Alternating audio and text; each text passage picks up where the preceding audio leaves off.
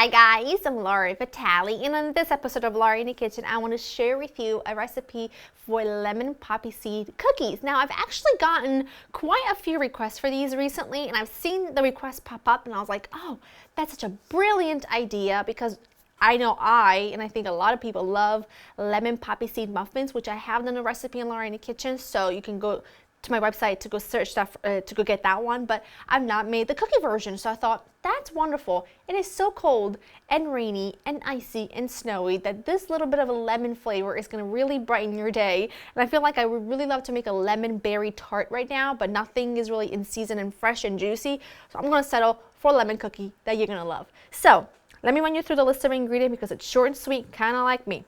I've got some butter that's been softened at room temperature. I've just been setting it on my stove because I've got the oven on for something else. I need sugar, poppy seeds, flour, baking soda, baking powder, and salt. You need some eggs, and you will need some lemon. That's really it. It's really simple and easy. What I'm going to do is I'm going to unite the sugar and the butter, and using a handheld whisk, I'm just going to cream these together really well, and then I'll show you the next step. I'm just going to add my eggs and get those well combined. Now, before I add in my dry ingredients, I want the zest and the juice of a whole big fat lemon. I'm looking for about 1.5 tablespoons of the juice and about, I would say, a scant tablespoon of the zest. This is going to give you lovely flavor, really bright, really delicious. It's going to pair fantastic with the poppy seeds. I'm going to add it at this stage and then combine it together and scrape the sides of the bowl with my spatula, because once I add the dry ingredients, I'm just going to use a spatula to fold everything together just so that it's nice and easy.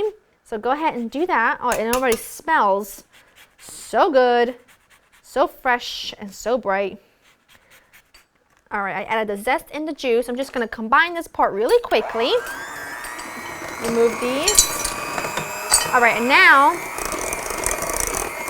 I'm going to switch to my handheld spatula and just combine all of the dry ingredients together. Give the dry ingredients just a quick little mixeroo before you add them in, and now just patiently combine it all together.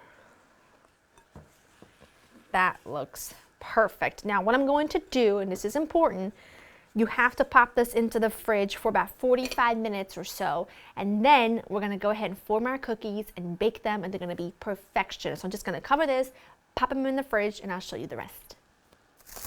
All right, my cookie dough was in the fridge for almost an hour, and it is perfect. I've got my oven preheated to 350. I've got a baking sheet here lined with parchment paper, and I'm just going to form them using my handy dandy ice cream scoop. Make sure that you place them a couple inches apart from each other.